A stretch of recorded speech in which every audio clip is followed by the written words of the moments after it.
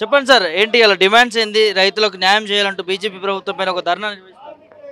రైతులు గత 4 సంవత్సరాల కింద చేసిన ధర్నాలకు దేశవ్యాప్తంగా చేసిన నిరసనలకు సంబంధించి ఈరోజు దాన్ని గుర్తు చేస్తూ కార్మిక రైతు సంఘాలు నిరసన చేయడం జరుగుతుంది.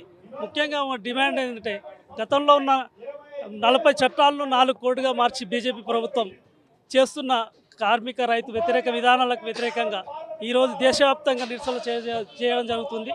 దీన్ని ఈ కార్యక్రమాన్ని అన్ని వామపక్ష పార్టీలతో పాటు కాంగ్రెస్ పార్టీ కూడా దానికి మద్దతు ఇస్తుంది.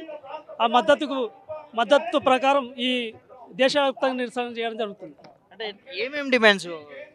రైతు వ్యతిరేక చట్టాలను రద్దు చేయాలి, అలాగే కార్మికులకు సంబంధించిన చట్టాలన్నీ కార్మికులకు అనుకూలంగా ఉండే చట్టాలను అమలు చేయాలని, అలాగే కార్మిక అనుకూలంగా పెట్టుకునే చట్టాలకు తీసుకోవాలని మేము డిమాండ్ చేయడం గురించి డిమాండ్స్ ఏమైనా చేస్తున్నారు?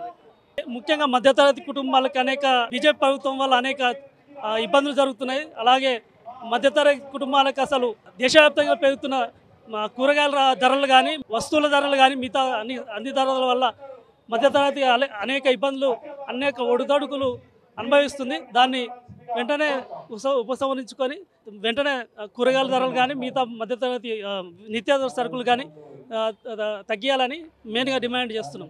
రైతులకి కేంద్ర ప్రభుత్వం పూర్తిగా అన్యాయం చేస్తుంది అనుకోవచ్చు. రైతులకు పూర్తిగా అన్యాయం చేస్తుంది. ఎంఎస్పి విషయంలో కానీ, మిగతా విషయాల్లో అన్నిటికీ ఎంఎస్పి పెంచే విషయంలో కానీ, ఎరువుల ధరలు పెంచే విషయంలో కానీ అన్ని రకాలుగా రైతులకు ఇబ్బంది జరుగుతుంది. కాబట్టి ముఖ్యంగా ఈ దేశవ్యాప్తంగా మేము నిరసన ధర్నాలు చేయడం జరుగుతుంది. ఏం చెప్తారు కేంద్ర ప్రభుత్వం? ముఖ్యంగా మా డిమాండ్ రైతులకు అనుకూలంగా ఉండే పద్ధతి ఉండాలి, ఈ ఎరువుల ధరలు తగ్గించాలి, ఎంఎస్పి పెంచాలి, రైతులకు అనుకూలంగా ఉండే చట్టాలు ఉండాలి, రైతు వ్యతిరేక చట్టాలన్నీ తీసివేయాలని మేము ముఖ్యంగా మా డిమాండ్ చేస్తున్నాం. బీజేపీ ప్రభుత్వం మోదీ రైతు వ్యతిరేక చట్టాలు తీసుకొస్తున్నారు. బీజేపీ ప్రభుత్వం మెయిన్ రైతు, కార్మిక, మధ్యతరగతి, పేద వ్యతిరేక చట్టాలు ఈ దేశవ్యాప్తంగా నడుస్తున్నాయి. గత 10 సంవత్సరాల నుండి కూడా ఇదే కంటిన్యూ అవుతుంది. దానికి వ్యతిరేకంగా ఈ నిరసన ధర్నాలు నిర్వహించడం జరుగుతుంది. ఇలా కార్మికులకు కావచ్చు, రైతు సంఘాలకు కావచ్చు, పూర్తిగా బీజేపీ మోదీ అన్యాయం చేస్తున్నారు అనుకోవచ్చు. ఖచ్చితంగా అన్యాయం చేస్తూ ఉంది. ఇప్పుడు ఓట్లు కావాల్సినప్పుడు ప్రజలు కావాలి, కానీ పార్లమెంట్లో, శాసనసభలో చట్టాలు చేసేటప్పుడు కార్పొరేట్లు, కంపెనీలు ధనవంతులకు అనుకూలంగా చేస్తున్నారు.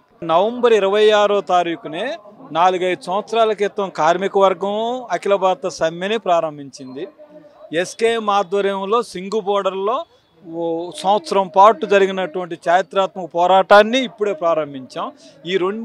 వీటన్నిటిని దృష్టిలో పెట్టుకొని భారత రాజ్యాంగాన్ని కాపాడుకోవాలి, భారత రాజ్యాంగంలో ఉన్నటువంటి స్ఫూర్తికి అనుగుణంగా చట్టాలు తెచ్చేటట్టుగా ప్రభుత్వం మీద ఒత్తిడి తీసుకొని రావడానికి మేము ఉద్యమాన్ని ప్రారంభించాం. ఇవాళ దేశంలో 500 జిల్లాలకు పైగా అన్ని రాష్ట్ర కేంద్రాల్లో ఇది జరుగుతూ ఉంది. తెలంగాణ అన్ని జిల్లాల్లో జరుగుతూ ఉంది. మా మొదటి డిమాండ్ ఏమిటనంటే, అసలు సంపదను సృష్టించేది ఎవరు, ఆ సంపద మీద ఆధిపత్యం చెలాయిస్తుంది ఎవరు? సంపదను సృష్టించేది రైతులు, వ్యవసాయ కార్మికులు. కానీ ఆ సంపదను నియంత్రించేది అంబానీ, అదానీ, టాటాలు, బిర్లాలు, కార్పొరేట్ కంపెనీలు. కాబట్టి మా మొదటి డిమాండ్ ఏమిటంటే, వారి సంపద ఎవరు సృష్టిస్తున్నారో వారికే ఈ సంపద చెందాలి. అందుకోసం ఒకటి కార్మికులు, వ్యవసాయ కార్మికులు, రైతులు. నేను వ్యవసాయ కార్మికుల నుంచి మొదలు పెడతాను. వ్యవసాయ కార్మికులు గ్రామీణ పేదలు 25 కోట్ల మంది ఉన్నారు. మన జీడిపిలో వ్యవసాయం నుంచి 18% వస్తుందంటే 65 నుంచి 70 లక్షల కోట్ల జీడిపిని వ్యవసాయ కార్మికులు, గ్రామీణ పేదలు సృష్టిస్తున్నారు రైతులతో కలిపి. వారికి ఏం చేయాలా? మొదటిది, ఉపాధి హామీకి కనీసం 3 లక్షల కోట్లు ఇవ్వాలి, రోజు వేతనం 600లకు పెంచాలి. ప్రజా పంపిణీ వ్యవస్థ 3 సంవత్సరాల క్రితం 2,70,000 కోట్లు ఇస్తే ఇప్పుడు 2 లక్షల కోట్లకు తగ్గించారు. కాబట్టి దాన్ని కనీసం 4 లక్షల కోట్లకు పెంచాలి. రేషన్ కార్డులు 2 కోట్లు తగ్గించారు, 6 కోట్ల మంది పేర్లు తొలగించింది ఆధార్కి అనుసంధానం చేస్తూ. మనం ఏం చెప్తున్నాము?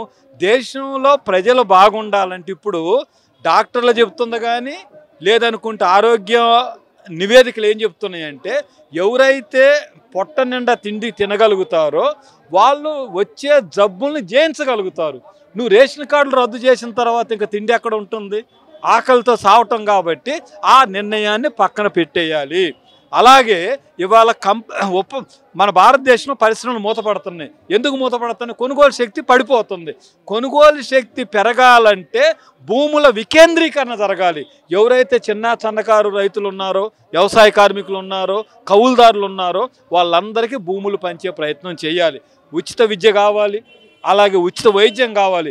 మేము అడిగేది ఏమిటంటే కేరళ మోడల్ కావాలి, గుజరాత్ మోడల్ కాదు. కేరళ మోడల్ ప్రజల మోడలు, గుజరాత్ మోడల్ కార్పొరేట్ల మోడలు, మతోన్మాద మోడలు. ఇవాళ మనం 75వ వార్షికోత్సవాలు జరుపుకుంటాం. మన రాష్ట్రపతి గారు గంభీరమైన ప్రసంగం చేస్తున్నారు పార్లమెంట్లో, ఉభయ సభల్లో. మేము అడిగేది ఏమిటి? మన రాజ్యాంగం లౌకిక రాజ్యాంగం, సామ్యవాద రాజ్యాంగం. అంటే సామ్యవాద రాజ్యాంగం అంటే అందరికి అవకాశాలు ఉండాలి. లౌకిక రాజ్యాంగం అంటే మతం పేరుతో, కులం పేరుతో జనాన్ని మీద దాడులు జరగవద్దు. ఇవాళ నరేంద్ర మోడీ నాయకత్వంలో మతం పేరుతో, కులం పేరుతో, ప్రాంతం పేరుతో జనం మీద జరుగుతూ ఉన్నాయి. కాబట్టి మేము దానికి వ్యతిరేకంగా రాజ్యాంగాన్ని కాపాడుకోవటం కోసం ప్రయత్నం చేస్తున్నాం. కార్మిక వర్గ డిమాండ్లు, రైతు డిమాండ్లు, వ్యవసాయ కార్మిక డిమాండ్లు, మొత్తం ఉత్పత్తి వర్గాలన్నీ ఒక వేదిక మీదకి వచ్చాము. కాబట్టి కార్పొరేట్లను ఓడించాలి, మతోన్మాదాన్ని ఓడించాలి. సంపద సృష్టించేటటువంటి 90% మంది జనం దగ్గరికి ఈ సంపద అంతా రావాలి. దానికోసం ఆ ఉద్యమాన్ని ముందుకు తీసుకొని పోతున్నాం. మాట్లాడుతున్నారు. ఇక రామన్నపేటలో కూడా కంపెనీకి అందుకే ఇప్పుడు మా డిమాండ్ ఏమిటనంటే 100 కోట్లు స్కిల్ డెవలప్మెంట్ కోసం ఇచ్చింది రిటర్న్ చేస్తామన్నారు రేవంత్ రెడ్డి గారు. మంచిదే, కానీ మీరు చేయాల్సింది అది కాదు. అదానీ గారికి ఇచ్చిన మొత్తం పర్మిషన్ని రద్దు చేయండి. వాటన్నిటి ప్రభుత్వం స్వాధీనం చేసుకోండి. సిమెంట్ కంపెనీని పెట్టే అవకాశం ఇవ్వద్దు. మొత్తం ఇవాళ నిన్న రేవంత్ రెడ్డి గారు ఎక్కడెక్కడ మేము పర్మిషన్లు ఇచ్చాం అదానీ గారికి ఒక లిస్టు రిలీజ్ చేశారు. ఆ లిస్టును మొత్తాన్ని కూడా అదానీ గారికి ఇచ్చిన పర్మిషన్లని రద్దు చేయాలి. ఎందుకనంటే ఇక్కడ ఆయుధాలు తయారు చేసి అమెరికాకి, ఇజ్రాయెల్కి అమ్ముకొని దాని మీద పాలిస్తీనా మీద దాడి చేస్తున్నాడు. మరి పాలిస్తీనా మీద దాడి చేయటం అంటే ఒక దేశం మీద దాడి చేయటమే కదా. అలాంటి వాళ్ళకి మనం అవకాశం ఇస్తామా? ఇవ్వద్దు. కాబట్టి వెంటనే రద్దు చేయటం, అదానీ మీద దేశం కోసం చూడకుండా రేవంత్ రెడ్డి విచారణ చేపట్టాలని మేము డిమాండ్ చేస్తున్నాం. మీరు గనక ఇదే పద్ధతిలో ముందుకు పోతే మిమ్మల్ని ఇంటికి కూర్చోబెడతారు. కాబట్టి రేవంత్ రెడ్డి గారు అదానీ విషయంలో నిజాయితీని నిరూపించుకోవాల్సిన బాధ్యత ఆయన మీద ఉంది.